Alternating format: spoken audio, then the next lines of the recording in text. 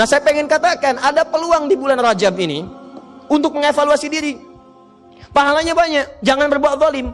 Sebaliknya, ada orang dikasih kesempatan, tinggalkan maksiat, saya gandakan, malah bermaksiat.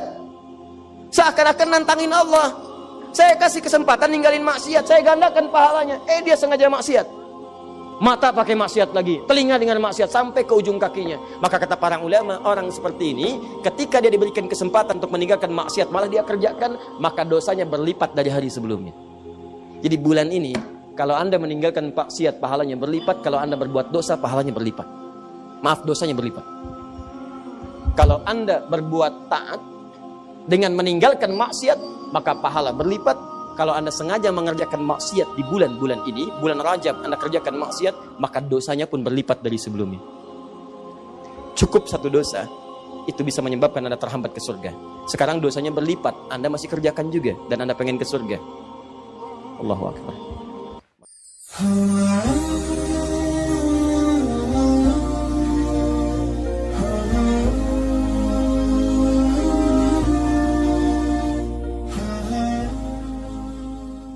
Begitu Anda jaga pandangan dari maksiat, pahala berlipat. Begitu jaga lisan dari maksiat, pahala berlipat. Berlipat pahala itu untuk menggugurkan dosa-dosa yang banyak. Sebab ketika ini banyak, kan harus banyak pahala menggugurkannya. Makanya ada rumus sedekah jariyah. Jariyah itu yang berlipat, yang banyak, yang bisa menghilangkan dosa yang sudah berkumpul. Makanya kan Nabi ngasih rumus begini, kalau Anda bisa punya modal sedikit tapi keuntungan banyak dalam urusan akhirat, pakai. Anda punya uang 50.000, Anda pengen sedekah. Anda lihat orang butuh makanan, Anda kasih. Ya, dia pakai kemudian itu untuk beli makan. Makan. Energinya kumpul. Begitu energi kumpul, dia sholat, dia baca Quran. Anda dapat bagian dari pahala itu. Begitu energi habislah kemudian pahala Anda di situ. Anda berikan 50.000 itu, kemudian belikan mushaf. Hadiahkan kepada penghafal Quran. Dia baca itu dari mushaf yang telah Anda berikan. Maka semua pahala setiap huruf yang mengalir bagi Anda. Dia jadi penghafal Quran, mushafnya masih ada. Dipakai yang lain, pahala lagi buat Anda. Yang tadi telah hafal Quran, dia mengajar lagi. Punya 10 murid, pahala dari 10 murid itu untuk Anda. Mushafnya sudah usang misalnya, dibakar sudah kemudian, habis seluruhnya, tapi muridnya masih ada, pahala untuk Anda. Modalnya 50.000 nggak berhenti. Tapi berapa dosa yang sudah dikumpulkan? Nah itu pahala tadi, nutupin dosa-dosa tadi. Tutup. Allah kasih waktu khusus.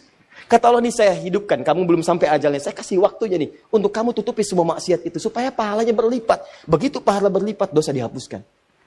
Jadi kalau Allah sudah sampaikan Anda ke bulan Rajab, Anda belum evaluasi juga, Anda butuh berapa waktu lagi untuk bisa mengevaluasi diri? Kurang cinta apa sih Allah sama kita? Makanya ketika Nabi minta Umar mengatakan, "Hei Umar, siapa yang paling kamu cintai? Keluarga saya, bapak saya, ibu saya." Baru ditempatkan Allah dan Rasulnya. Ya, saya belum mendengar. Ulangi lagi. Sampai Umar mengatakan tidak ada yang paling saya cintai kecuali Allah dan Rasulnya, baru keluarganya. Kata Nabi, ini yang dikatakan oleh Nabi SAW bermakna, teman-teman sekalian, la yatimmu ahadukum. Atau dalam riwayat lain, tidak sempurna keimanan seseorang. Awas hati-hati, sampai dia mencintai, menjadikan Allah dan aku lebih daripada yang lainnya. Sampai dia lebih menjadikan Allah dan aku lebih daripada yang lainnya. Dicinta Allah itu lebih pada yang lain.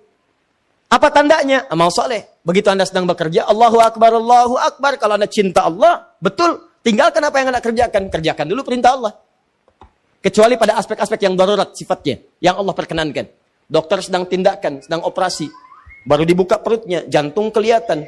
Allahu Akbar, Allahu Akbar. Maaf ya, panggilan Allah sudah tiba.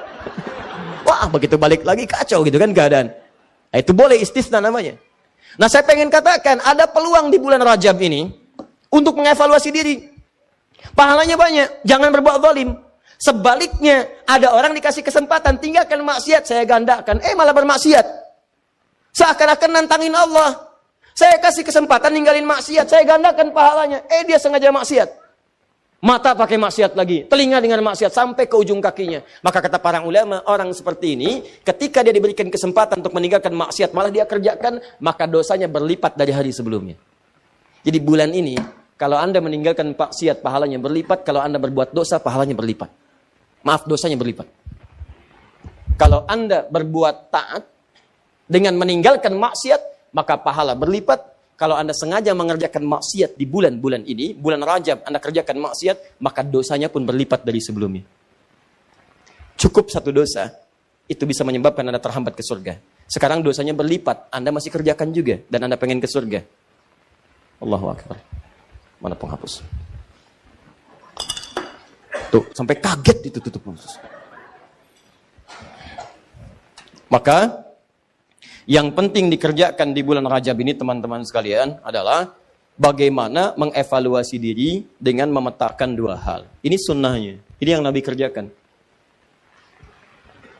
Satu, jauhi maksiat. Coba cek kebiasaan dari ujung kepala sampai ujung kaki. Apa yang biasa ditonton? Coba lihat tayangan televisinya. Kalau yang banyak tampil aurat, tampil yang jelek-jelek, sudah tinggalkan. Tutup. Pahalanya banyak. Ya. Awas yang biasa dengar yang tidak baik tinggalkan. Sekarang alihkan pada yang baik-baik. Tutup, jauhi sampai ke ujung kaki. Langkah dipakai melangkah kemana? Ayo. Terus, tinggalkan, jauhi. Maka pahala datang. Nah, biasanya Allah kan ciptakan segala sesuatu berlawanan. Quran surah 51 ayat ke-49, paling kiri sebelah bawah. Wa min kulli syai'in khalaqna zawjaini la'allakum tadhakkarun. Segala hal saya ciptakan berlawanan, berpasangan supaya kalian itu tahu cuman saya yang tidak punya pasangan. Laki-laki pasangan perempuan, jantan pasangan betina, putik pasangan benang sari. Sama, maksiat itu punya lawan namanya taat. Ada lawannya.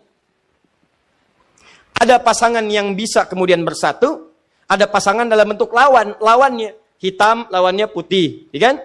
Nah, ini nggak bisa bersatu dua-duanya. Awas, hati-hati. Taat lawannya maksiat.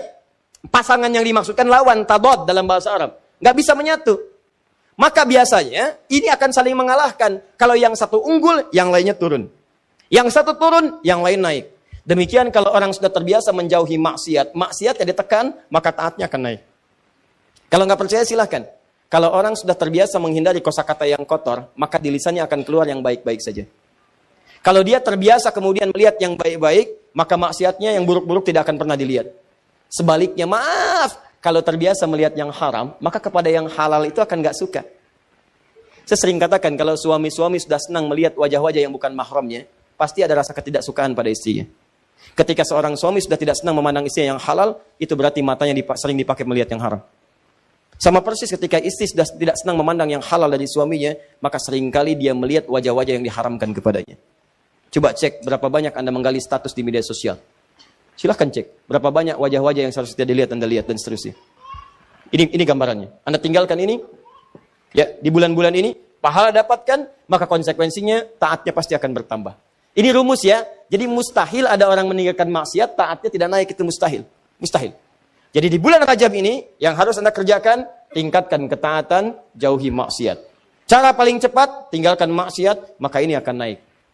Nah, ada satu rumus, yang saat ibadah ini dikerjakan, rumusnya dilakukan, maka dua-duanya ini akan segera otomatis terjadi. Saya ulang, ada satu rumus, satu jenis ibadah, yang kalau Anda kerjakan ini, maka secara otomatis semua jenis maksiat akan ditinggalkan, dan semua jenis ketaatan akan dikerjakan. Ibadah itu namanya puasa.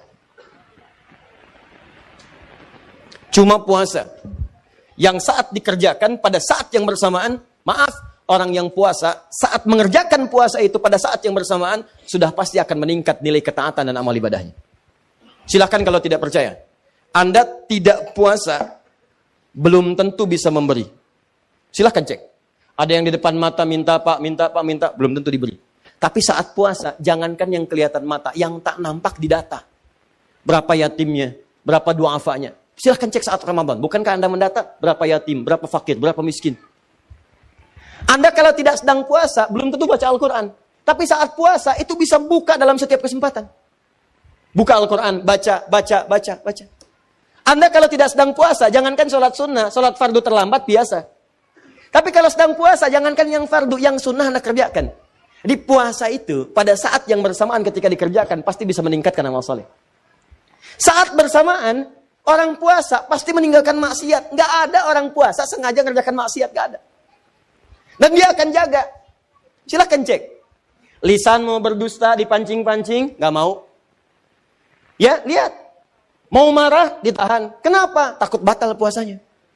Itu latihannya. Maghrib jam berapa sekarang? 18, 17, 18, 18, 18, 20 ya. Kita ambillah pertengahan 18, 18, 18. Jam 6 lewat 18. Maghrib jam 18, 18. Ada orang mencela Anda habis-habisan jam 18 lewat 15. Tinggal 3 menit lagi maghrib. Wah, Anda diprovokasi. Dasar begini, dihina habis-habisan Anda. Dihina habis-habisan. Tapi Anda nggak membalas. Padahal biasanya temperamen. Ditanya, kenapa nggak balas? Nanti habis buka. Habis buka. Takut batal puasa. Itu makanya cara terbaik berevaluasi diri itu saat puasa. Puasa, tahan maksiat, kerjakan semua nilai ketaatan-ketaatan. Makanya disebutkan di hadis Muslim, nomor hadis 1960, riwayat Sayyidah Aisyah, dikuatkan oleh keterangan Ibnu Abbas radhiyallahu taala anhuma, Nabi itu teman-teman sekalian, ya sering meningkatkan puasa di bulan-bulan hurum, ya bulan hurum, termasuk bulan Rajab. Ya kata Sayyidah Aisyah, termasuk juga kemudian Ibnu Abbas radhiyallahu taala anhuma, saya kadang melihat Nabi sallallahu alaihi wasallam sering puasa, seakan-akan enggak buka, tapi juga sering melihat beliau buka, seakan-akan enggak puasa. Ya, maksudnya apa? Maksudnya, kalau Anda ingin kemudian meningkatkan puasa di bulan-bulan hurum, seperti bulan Al-Muharram, bulan Dzulqa'dah, bulan Dzulhijjah, bulan Rajab, itu silahkan, boleh-boleh saja. Walaupun tidak ada kekhususan mengkhususkan puasa di satu bulan saja, tidak. Ya, tapi kalau Anda ingin tingkatkan puasa, silahkan. Ini dalilnya, yang sahih. Apa dalil sahihnya? Tadi saya bacakan. Ya, pertama isyarat ayat Qur'annya menyebutkan demikian. Yang kedua untuk puasanya hadis Muslim, nomor hadis 1960.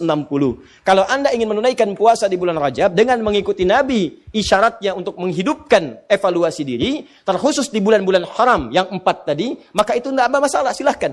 Sunnah, boleh. Kalau ada yang tanya, boleh nggak saya puasa bulan Rajab? Silahkan. Anda mau Senin puasa? Silahkan.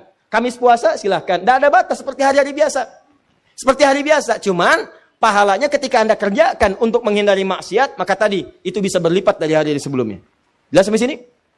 Jadi kalau Anda ingin puasa bulan Rajab, misalnya saya pengen puasa Senin, boleh. Pengen puasa Kamis? Boleh. Pengen puasa Senin Kamis? Silahkan. Pengen Ayyamul Bid? Silahkan. Pengen puasa Daud? Silahkan. Atau pengen misalnya puasa beruntut, Senin puasa, Selasa puasa, Rabu puasa, Kamis tidak? Boleh. Apa dalilnya? Tadi, karena puasa di bulan-bulan hurum dianjurkan oleh Nabi SAW. Bulan hurum ada 4, 1 Dzulqa'dah, 2 Dzulhijjah, 3 Al-Muharram, 4 Rajab. Paham?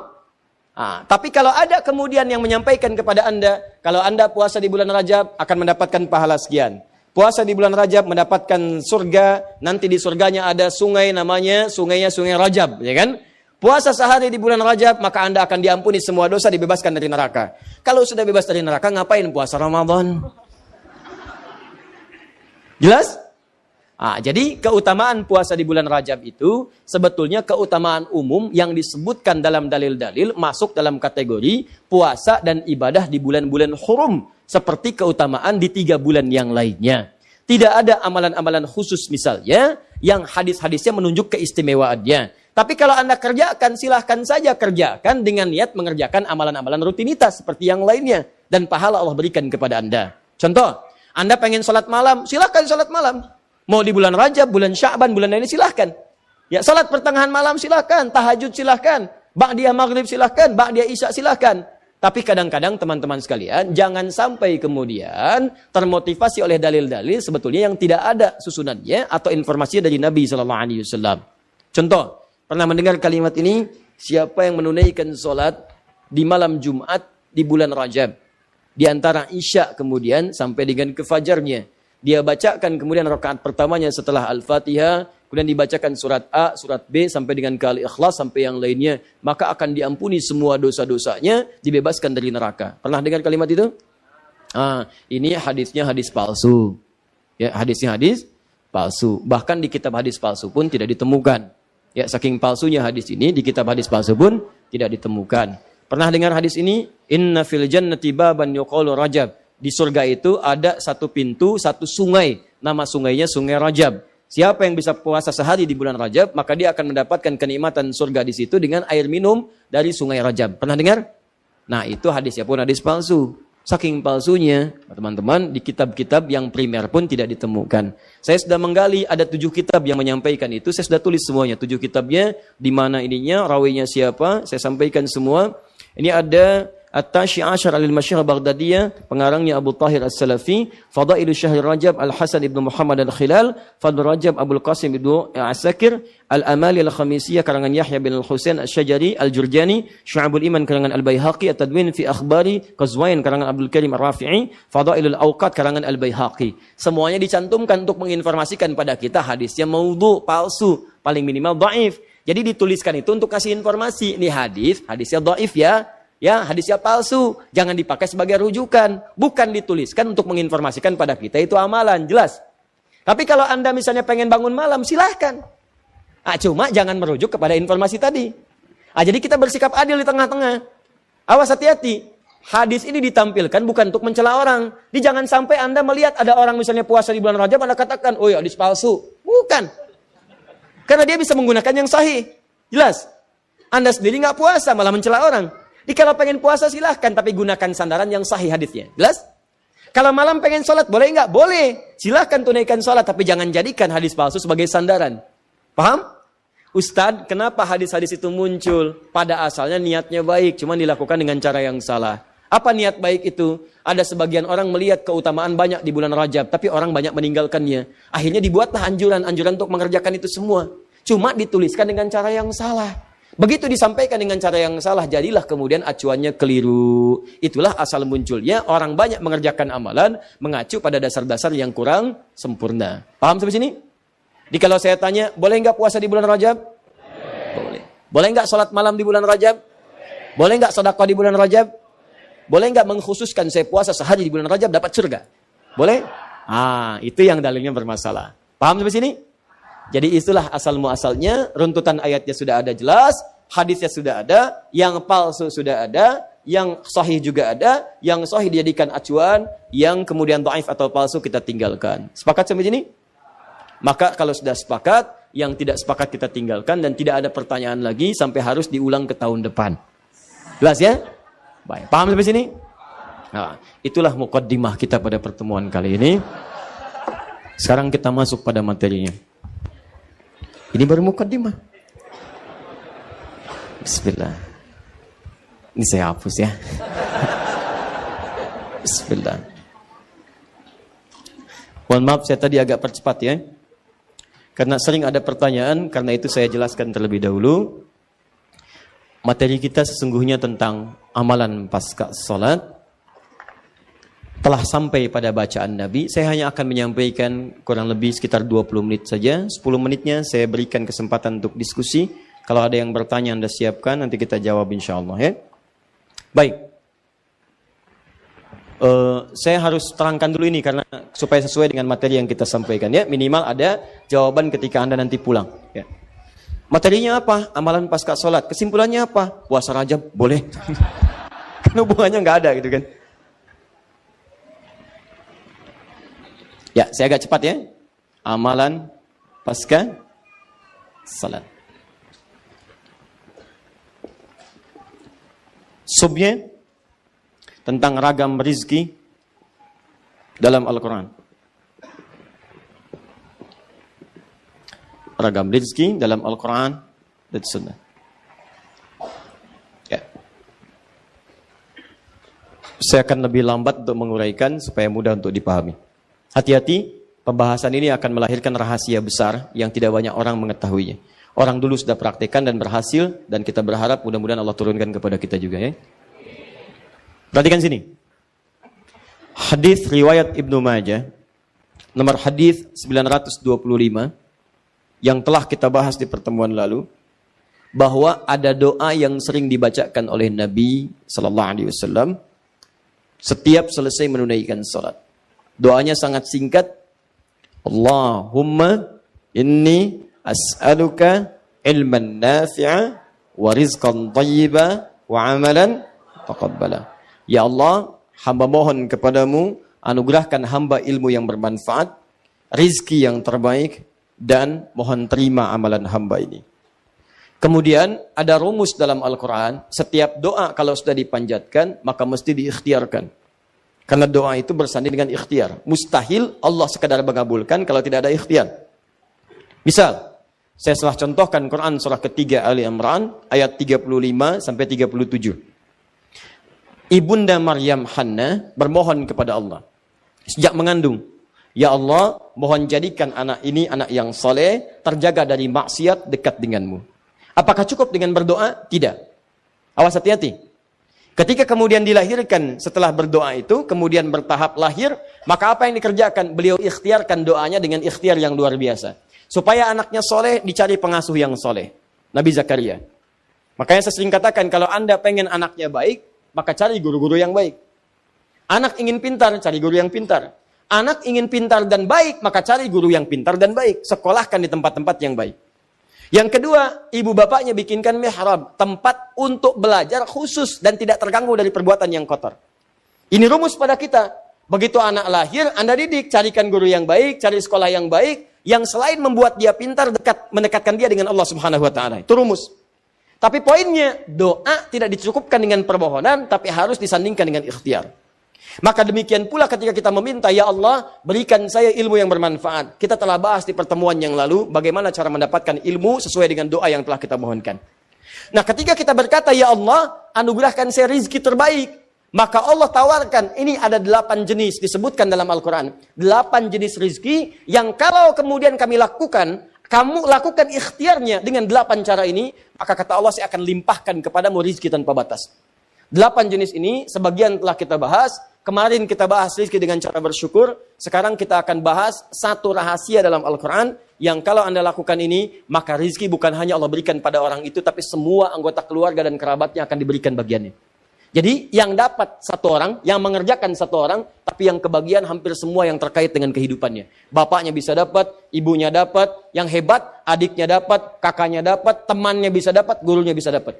Rahasianya ada di Quran surah 17 ayat 31. Paling kanan sebelah atas.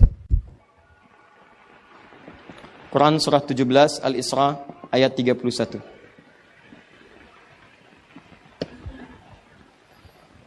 Saya turunkan ini. Ikhtiarnya. Quran surah, saya agak cepat ya, mohon maaf. Quran surah ke-35 ayat ke-28. Kemudian yang kedua bisa diturunkan ke Quran surah ke-35 juga. Ayat 32, turunan yang ini, Quran, kita ambil surah ke misalnya 54, ayat 17, ini selalu terbawa, 22, 32, 40, kemudian turunan akhirnya ada di Quran, surah ke-13, ayat 23 sampai 24. Kalau Anda naikkan ke sini, yang ketiganya, Quran, surah ke-4, misalnya, ayat ke-69. Kemudian turunan yang keempatnya bisa diambil Quran surah ke-49 ayat 13. Kalau pengen rumus paling cepat juga bisa Quran surah ke-30 ayat 21. Ya. Ini 5 caranya. Anda akan berdoa, ya Allah, anugerahkan saya rezeki terbaik. Lalu Allah berikan jalan, 8 jalan. Ini cara mendapatkan rezeki terbaik. Kamu kerjakan. Kalau kamu kerjakan ini, awas. Kata Allah, saya buka 8 jenis. Kalau kamu kerjakan ini, bukan cuma kamu yang dapat. Orang-orang di sekitar kamu pun akan mendapatkan bagiannya. Baik. Apa di antaranya?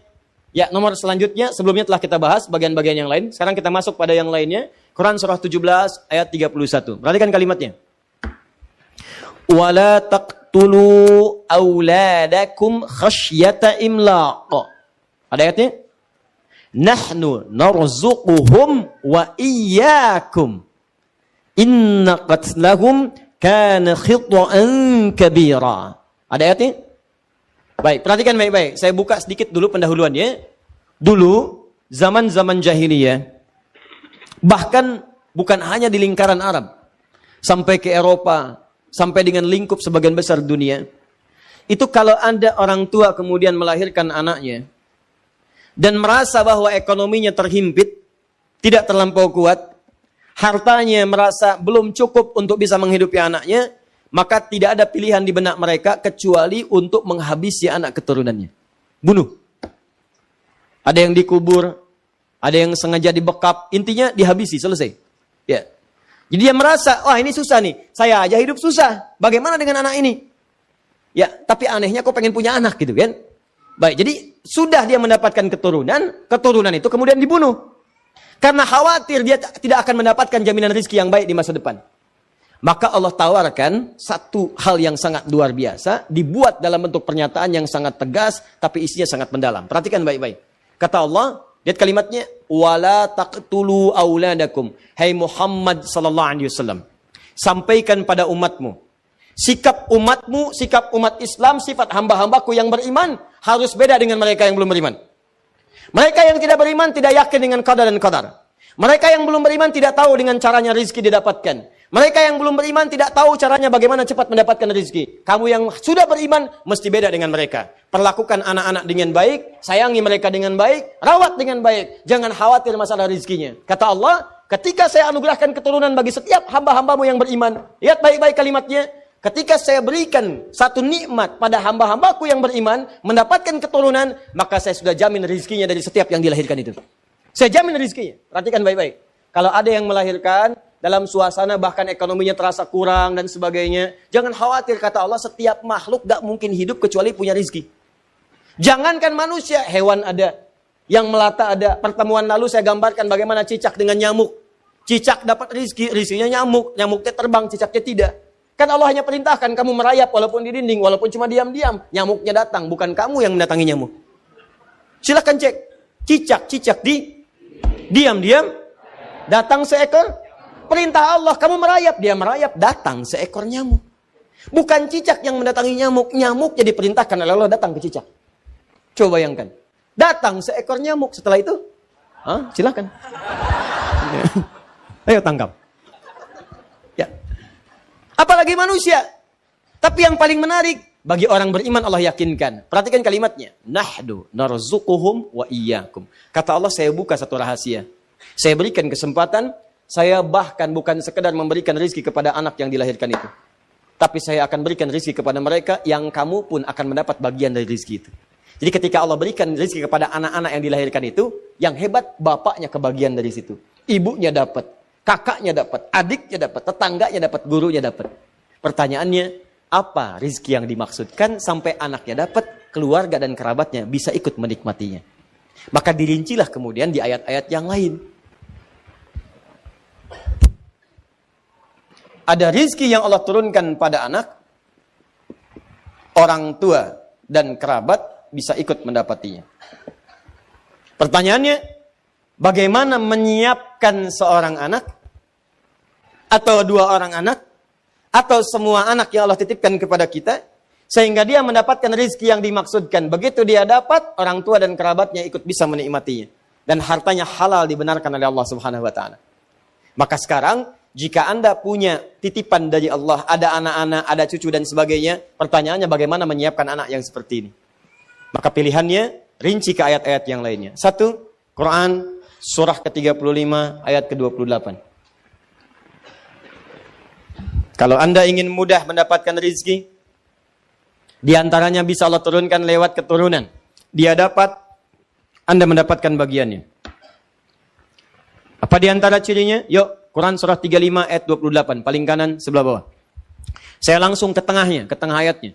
Innama yakhshallaha min ibadihil ulama.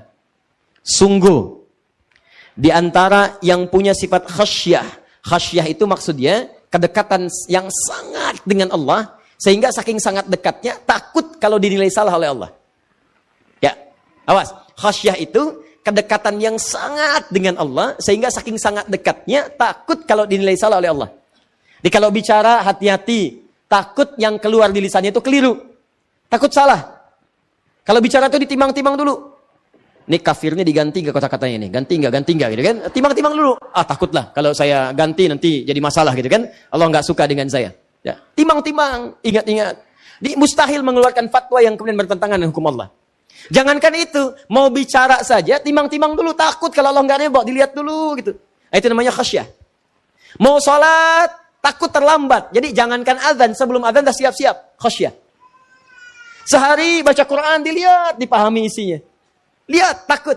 Kalau punya harta, takut Allah nggak ridho. Makanya dirinci. Bagaimana saja mengeluarkan harta yang disukai oleh Allah. Misal, kalau infak, bagaimana infaknya? Untuk keluarga seperti apa? Terus dirinci. Itu khasyah namanya. Nah, puncak khasyah itu akan didapatkan oleh satu golongan di luar para nabi dan rasul, namanya ulama. Kata Allah, innama yakhshallaha min ibadihil ulama. Sungguh yang punya sifat khasyah yang mendalam kepada Allah adalah kalangan ulama. Jadi kalau Anda pengen lihat ulama yang betul, bukan cuma pintar. Kalau yang hafal Quran dengan ayatnya, nomornya, halaman, pojok kanan atas, kiri bawah, agak ke tengah sedikit, banyak yang begitu. Banyak. Tapi apakah yang demikian dia punya kedekatan dengan Allah? Belum tentu. Demi Allah saya katakan belum tentu. Jangan fanatis, jangan banyak terpukul, lihat bagaimana kedekatannya dengan Allah. Punya sifat khasyah atau tidak, bagaimana ketakutannya, bagaimana ibadahnya.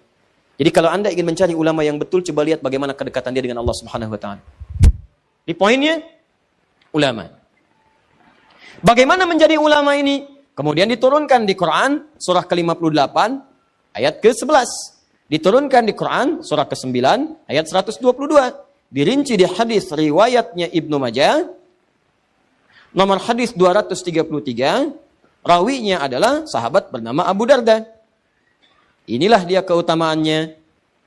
Kemudian dicontohkan lewat seorang sahabat Nabi namanya Abbas. Dicontohkan oleh sahabat Nabi namanya Umar. Dicontohkan oleh sahabat Nabi namanya Amr. Dicontohkan oleh seorang perempuan sahabat Nabi, single parent, namanya Malikah.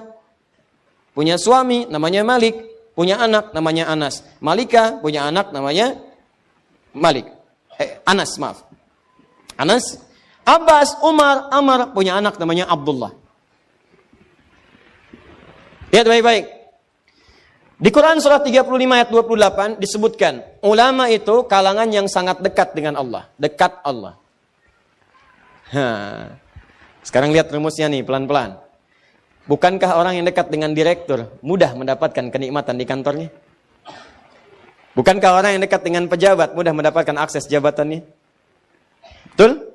Bukankah orang yang dekat dengan ustadz mudah mendapatkan akses ke ustadz? Bukankah orang yang dekat dengan majlis taklim mudah mendapatkan akses di majlis taklim? Sekarang kalau orang dekat dengan Allah, apa yang tidak mudah bagi Allah?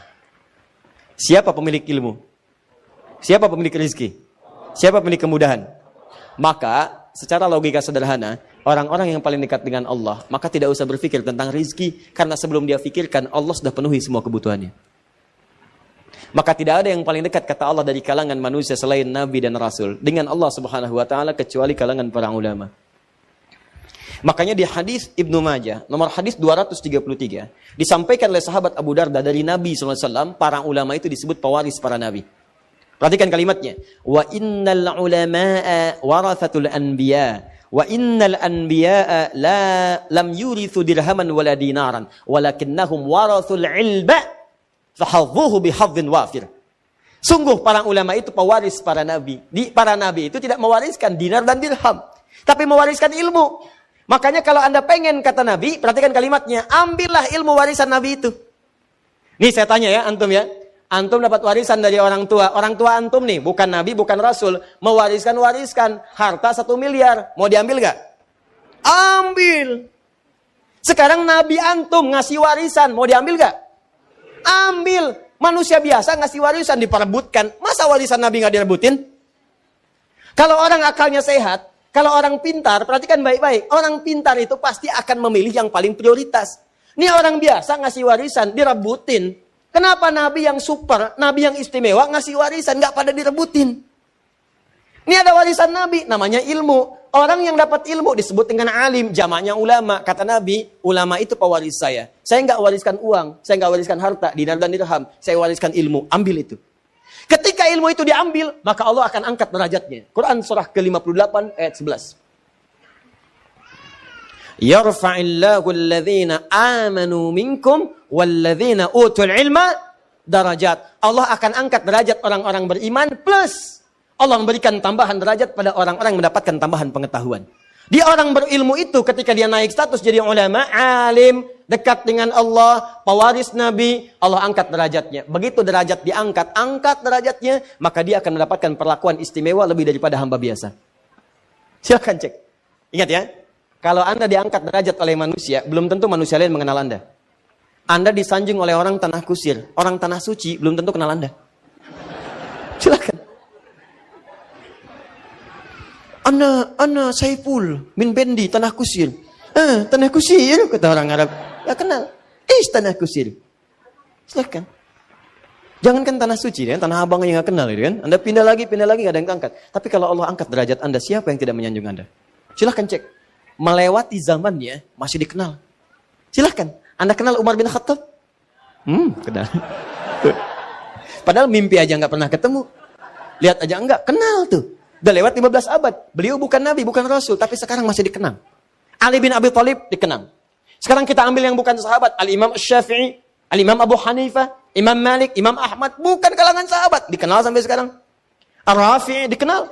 Orang-orang soleh dikenal. Bahkan yang hidup kemudian, yang baru wafat beberapa masa lalu masih dikenal. Syekh Utsaimin, Syekh Muhammad Nasruddin Al-Albani misalnya dikenal. Profesor Wahbah Az-Zuhaili dikenal. Ya orang-orang mengetahuinya, diangkat oleh Allah. Kalau sudah diangkat, sudah nggak ada yang bisa menolaknya.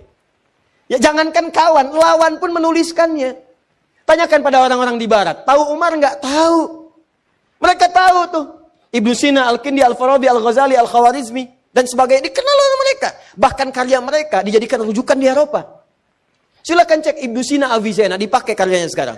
Ibnu Rusdi jadikan rujukan sekarang. Siapa mereka? Orang-orang yang bukan sekedar mendekat kepada Allah lewat ibadahnya, tapi mereka disiapkan jadi ulama di masa depan. Rumus ini ketika turun ayat jadi disampaikan. Kemudian dipraktekkan bagaimana cara mengejarnya, maka para sahabat sebagian dari mereka menyiapkan keturunannya menjadi ulama di masa depan. Siapa di antara mereka? Ada yang laki-laki seperti Abbas paman Nabi, seperti Umar sahabat Nabi, seperti Amr bin As sahabat Nabi. Mereka menyiapkan anaknya, mesti ada di antara anak saya yang menjadi ulama yang dekat dengan Allah Subhanahu wa taala. Bahkan ada perempuan single parent, namanya Malika. Suaminya sudah meninggal dunia. Begitu melihat peluang ini, langsung menyiapkan anak yang namanya Anas mesti dekat dengan Nabi sallallahu alaihi wasallam. Dia mesti menjadi alim, ulama dekat dengan Allah. Apa yang terjadi? Perhatikan baik-baik ini. Kalau anak-anak yang lain dibawa bapaknya taklim pulang, Abbas nyimpan anaknya di majelis Nabi. Abbas, paman Nabi. Saya nggak bisa nih ikut terus majelis Nabi. Saya punya kesibukan, saya kerja, saya bisnis. Tapi saya belajar, weekend saya ke tempat Nabi. Apa yang terjadi? Nabi wafat, hafal 200 hadis. Bayangkan, paman Nabi, pengusaha, kaya, hartanya banyak. Masih sempat datang ke taklim. Nabi meninggal, hafal 200 hadis. Paman Nabi. Antum, paman Nabi bukan. Sahabat Nabi bukan. Tetangga Nabi bukan. Kerabat Nabi bukan. Bayangkan, sibuk apa antum? Sekaya apa? Antum dengan Abbas, masih kaya Abbas. Radhiyallahu ta'ala anhu. Surga, Abbas ada jaminan. Antum belum ada. Abbas hafal 200 hadis. Antum hafal berapa hadis? Enggak, coba kita renungkan itu, teman-teman. Coba tanyakan kembali. Tapi yang paling dahsyat itu cara berpikirnya begini. Saya cuma hafal 200 nih. Saya hafal sedikit-sedikit, cuma sepekan datang. Anak saya mesti lebih daripada saya. Dia harus mendapatkan yang lebih daripada saya. Bapaknya itu pengusaha, Pak, orang kaya. Tapi beliau mengerti anak saya akan dapat rezeki lebih cepat daripada saya. Dia dapat, saya dapat bagiannya. Perhatikan. Maka beliau investasikan anaknya Abdullah untuk ikut di majlis Nabi. Titipkan di majlis Nabi. Berangkat bapaknya, dia tetap belajar. Belajar. Nabi wafat, bapaknya hafal 200 hadis. Abbas, anaknya Abdullah hafal 2000 hadis. Dan usianya masih 13 tahun. Hafal 2000 hadis. Nah, rumusnya apa? Rumusnya dalam ilmu hadis, kalau ada seorang ayah, bahkan ibu, ya, perhatikan, orang tua, mendidik anaknya sampai kemudian anaknya bagus, tahu hadis, dan seterusnya, meriwayatkan, maka nama anaknya akan dihilangkan. Nama bapaknya disebutkan.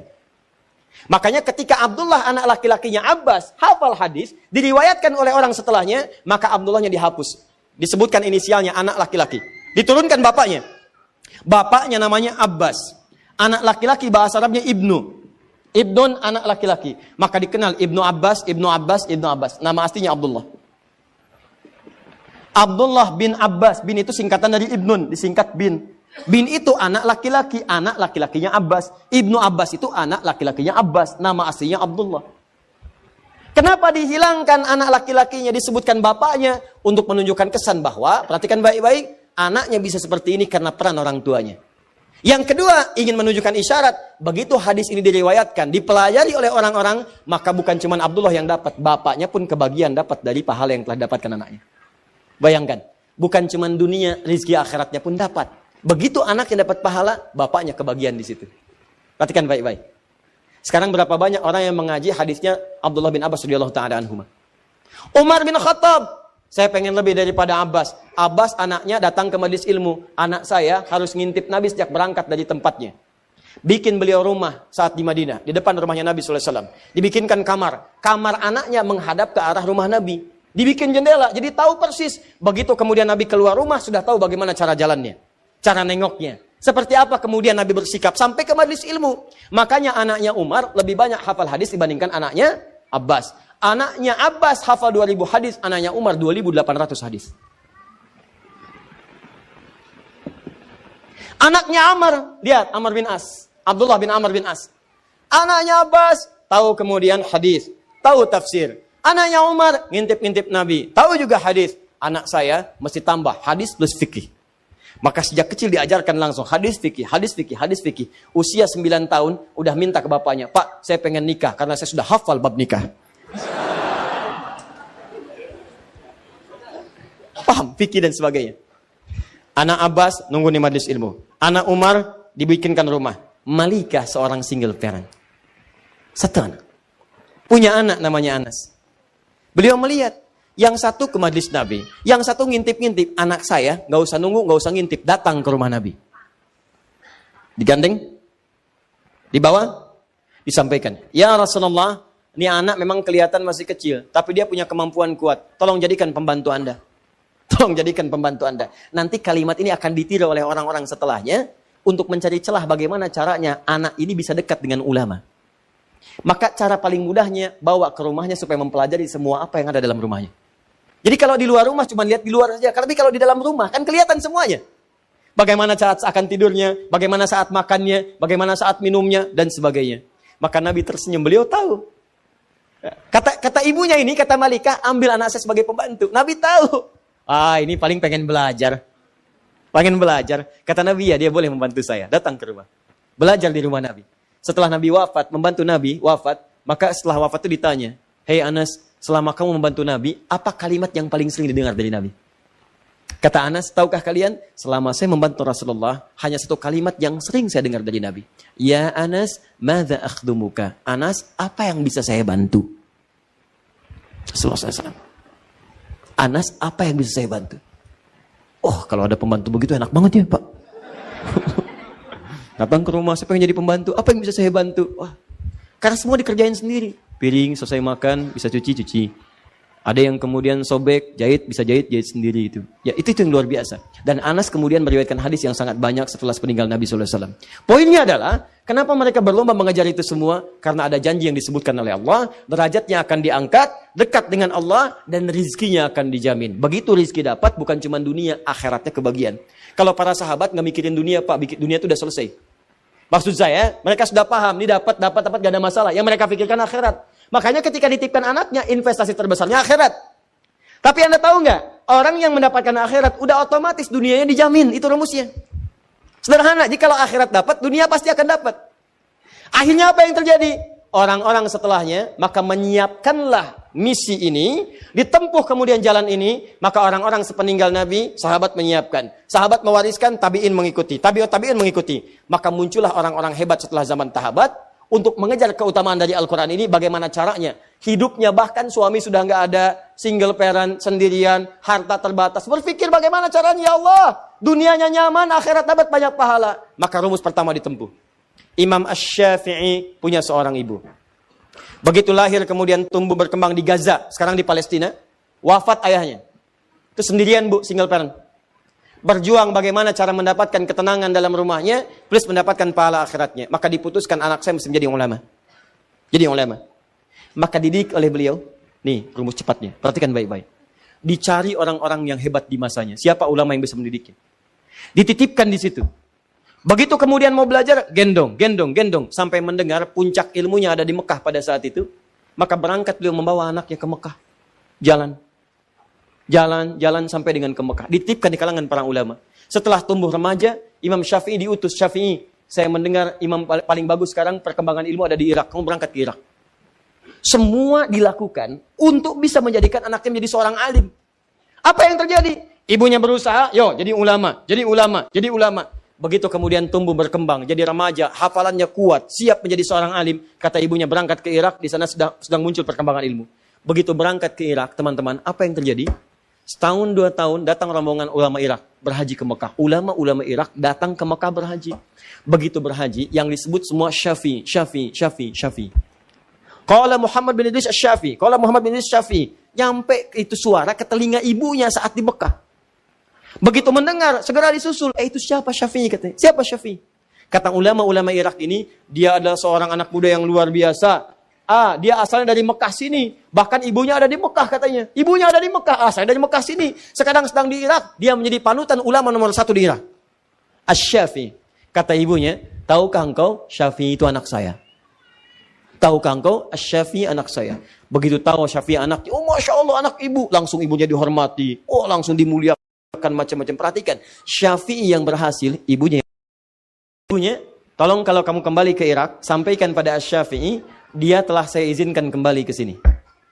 Dia telah saya izinkan kembali ke sini. Padahal waktu berangkat ke Irak, tadi sebelum saya sebutkan, padahal waktu berangkat, kata ibunya, Syafi'i, kamu belajar ilmu ke Irak, gak usah pulang ke sini. Gak usah pulang. Kamu belajar ilmu ke Irak, gak usah pulang. Saking pengennya anak jadi ulama, gak usah pulang, kata ibunya. Kesana aja. Begitu sudah mendengar Syafi'i jadi ulama, kata ibunya kepada ulama Irak, katakan pada Syafi'i, dia boleh pulang sekarang. Pada kalimat awalnya, nggak usah pulang. Bahkan ada riwayat mengatakan, nanti aja ketemunya di surga di akhirat. Berangkat aja, nanti ketemu di surga di akhirat. Begitu mendengar anaknya sudah jadi ulama, silahkan pulang. Begitu disampaikan kepada Asy-Syafi'i di Irak, senangnya luar biasa. Kata Asy-Syafi'i, saya akan pulang. Begitu tahu akan pulang, mendengar guru besar akan pulang, semua orang-orang Irak itu menyiapkan bekal untuk Asy-Syafi'i. Ada yang ngasih unta, ngasih makanan, ngasih ini bekal, sampai terkumpul 100 ekor unta. Plus dengan isinya. Bayangkan, Asy-Syafi'i nggak pernah tercatat. Asy-Syafi'i pernah kerja di perusahaan A. Asy-Syafi'i pernah berdagang. Asy-Syafi'i pernah bisnis. Disiapkan jadi ulama, begitu mau pulang ke Mekah, semua perangkatnya disiapkan langsung. Allah turunkan. Semua orang ngasih. Berangkat. Kitabnya kemudian dibawa di tangannya, naik beliau ke untanya, 100 ekor unta ngikutin plus dengan murid-muridnya. Begitu sampai di gerbang Mekah belum sampai ke Mekah, karena ada batas haram ya. Ada batas haram. Begitu sampai di batas itu, beliau mengutus santrinya, tolong berikan kabar kepada ibu, saya sudah dekat, saya akan datang. Ini sunnah ya, ingat ini sunnah. Sunnah kalau Anda ingin berkunjung pada siapapun, kabari dulu. Kabari supaya dia siap-siap, jangan bikin kejutan. Justru kejutan itu dalam Islam gak diperkenankan. Oh, gak pakai, iya. Supaya orang itu gak repot, tiba-tiba Anda datang, dia kan merasa gak enak gitu. Ya. Jadi kalau bisa tuh sampaikan, agak dekat-dekat gak apa-apa, saya di jalan nih mau berkunjung, itu sunnah. Sunnah sampaikan, supaya dia bisa siap-siap. Begitu diutus santrinya datang kepada ibunya, diketok, disampaikan, siapa kamu? Saya muridnya Syafi'i. Beliau sudah di perbatasan akan datang ke sini, menemui ibu. Syafi'i bawa apa? Masya Allah bu, Syafi'i jadi orang hebat. Sekarang begitu datang, orang ngirim-ngirim unta. Ada 100 ekor unta dengan beliau, lengkap dengan isinya. Saya suruh dia ke Irak untuk belajar, bukan cari unta. Bilang sama Syafi'i, gak usah datang ke sini, balik lagi ke Irak. Bilang sama Syafi'i, gak usah datang, balik lagi. Muridnya bengong. Balik lagi, ketika bertemu Imam Syafi'i disampaikan, Syekh, gimana tadi? Kata ibu, balik lagi ke Irak. Balik lagi. Kamu bilang apa sama ibu saya? Saya bilang, Syekh udah jadi saya besar, ulama besar, datang dengan 100 ekor unta. Kamu salah. Kenapa kamu bilang begitu? Maka diutus lagi yang lain, kamu datang ke ibu saya, kalau tanya, bilang, Syafi'i telah bawa kitab. Datang dari Irak, bawa kitab. Dan saya katakan, berikan semua unta ini, semua sedekahkan untuk orang Mekah yang membutuhkan. Berikan semuanya. Maka Syafi'i perintahkan 100 ekor unta itu dengan semua isinya dibagikan ke orang-orang Mekah, disedekahkan. Tinggal 1 kitab dengan beliau di tangannya. Katakan pada ibu saya, Syafi'i datang pulang dengan membawa kitab di tangannya, nggak bawa unta lagi. Datang muridnya, begitu datang ke ibunya, Bu, kamu siapa? Santrinya Syafi'i. Saya kan tadi katakan, pulang ke Irak, nggak usah ke sini. Bu, Syafi'i udah nggak bawa unta, cuma bawa kitab di tangannya. Oh, kalau begitu silahkan pulang. Maka Syafi'i datang, membawa kitab di tangannya, jadi ulama besar, dan fatwanya ditunggu-tunggu. Maka sejak saat itu teman-teman sekalian, apa yang terjadi? Ibunya sejahtera, kehidupannya pun tenang, dunianya nggak difikirkan, semuanya dijamin. Allah langsung yang jamin, sangat dekatnya dengan Allah. Mau makan, makanan sudah ada, semua ragamnya ada. Mau minum, jenis minuman sudah ada yang halal-halal. Mau berangkat, kendaraan sudah ada. Nggak pesan, tiba-tiba kendaraan datang. Bayangkan, akhiratnya dapat, dunianya dapat, dan hidupnya pas butuh ada, pas datang. Mau haji, jalan akses dibuka semua. Yang datang ulama besar, akses dibuka semua. Mau berangkat, pengawalan ada, nyaman, gak usah repot, gak usah macam-macam. Alim ulama. Begitu melihat demikian suksesnya ditiru oleh ibu yang lain. Ibunya ini adalah ibu seorang nanti, muridnya Asy-Syafi'i yang kelak jadi ulama besar juga. Lahir tahun 163 Hijrah. Ibunya ini juga single parent, punya seorang anak namanya Ahmad, punya bapak namanya Hambal, dikenal dengan Ahmad bin Hambal. Ahmad bin Hambal itu Imam Ahmad, muridnya Imam Asy-Syafi'i, yang kelak kemudian jadi ulama besar, hafal 1 juta hadis. Imam Ahmad. Sama. Itu jangan dikira ibunya itu kalau musim dingin malamnya, itu bu, masak air bu malam-malam. Single parent ibu bayangkan. Masak air, diangetin, anak diwuduin dulu. Begitu sudah wudu, digendong, diantar ke majelis ilmu. Ibunya nungguin di luar, selesai bawa lagi. Investasi itu begitu anaknya jadi dewasa, senang semuanya. Bukan cuma anaknya, ibunya dapat, saudaranya dapat, kerabatnya dapat. Lihat sekarang. Perhatikan ketika seseorang menjadi alim ulama. Fokus, lihat baik-baik. Jangankan ulama lah, jadi ustadz aja. Begitu seorang jadi ustadz, lihat. Bukan cuma ustadz yang ditunggu. Ibunya dicari tahu siapa ibunya.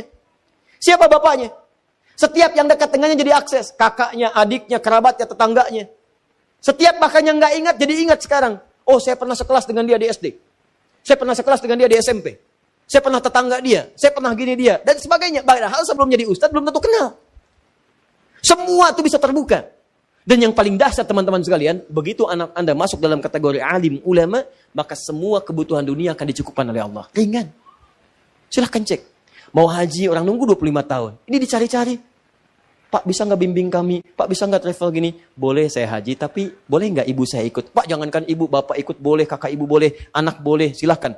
Bapak kami kasih kuota deh, 10 orang, silahkan ikut. Orang nunggu 25 tahun, dia cuma nggak nunggu, ditawarin, 10 orang boleh ikut. Saya ini ulama bukan, syekh bukan, ustadz ilmu masih dikit. Tiba-tiba ketemu dubes Saudi. Syekh Hadi, ini ada yang mau haji. Terus gimana? Antum ikut ya, berangkat. Antum jadi amir. Amir. Gimana saya amir? Saya kan bukan ulama besar, bukan biasa-biasa, ilmu saya sedikit. Pokoknya antum ikut. Terus bagaimana dengan yang lain? Yang lain siapa? Saya punya ibu, saya punya kakak. Saya berikan 24 jatah. Anda bayangkan, saya ini ustadz kecil, ilmu masih sedikit. Ulama juga bukan, saya juga bukan. Anda bayangkan, cuma berusaha untuk belajar sedikit-sedikit, dapat sedikit, dikasih jatah haji plus 24 orang. Kemarin kami berangkat. Teman-teman dari Akhir TV, ada yang ustadz, ada yang ini lagi, ada yang macam-macam berangkat. Dan saya lihat, Masya Allah, ternyata teman-teman saya ustadz semua. Ustadz pulang dengan istrinya, ustadz pulang dengan ibunya, ustadz pulang dengan anaknya.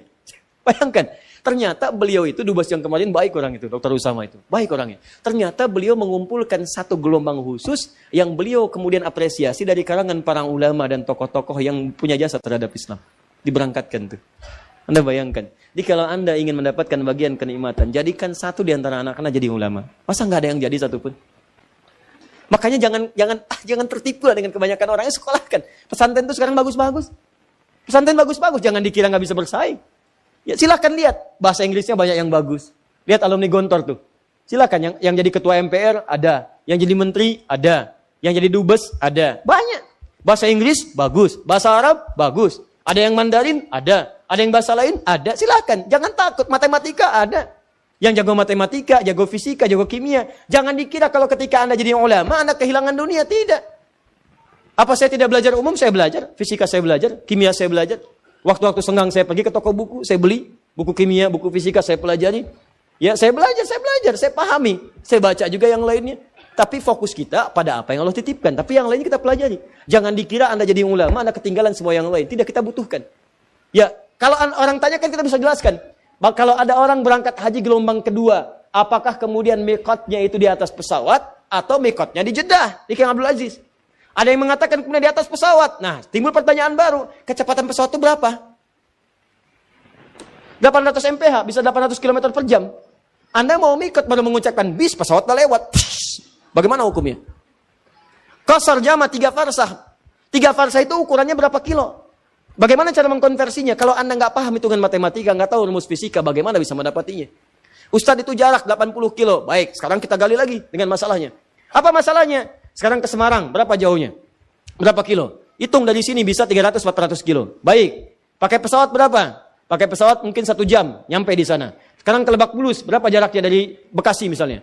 Dari Bekasi ke Lebak Bulus 30 kilo. Baik, 30 kilo berarti nggak nyampe 80. Boleh jamak tidak? Tidak. Boleh kosor tidak? Tidak. Ke Semarang 300 kilo. Boleh jamak? Boleh. Kosor? Boleh. Baik, sekarang pertanyaannya begini. Kalau ada orang ke Semarang naik pesawat, dan dari Bekasi ke Lebak Bulus naik beca. Nyampe dia berangkat dari Bekasi ke Semarang. Jarak cuma 1 jam pakai pesawat. Berangkat kemudian jam 12. Nyampe jam 1. Asar aja belum. Yang di sini ngayuh beca dari Bekasi ke Lebak Bulus. Berangkat jam 12. Begitu masuk jalan tol, prit, gak boleh. Jalan biasa, macet. Nyampe teman-teman berangkat jam 12. Nyampe kemudian ke Lebak Bulus itu bisa jam 4, jam 5. Pertanyaannya, di situ di mana berlakunya antara jamak dengan qashar? Apakah yang ke Semarang berlaku atau yang ke Lebak Bulus yang berlaku?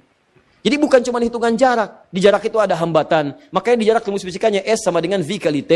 Ya, mencari V sama dengan S dibagi T. Mencari T sama dengan S dibagi V. Tapi di jarak itu juga ada rumus hambatan, ada tantangan, ada tekanan.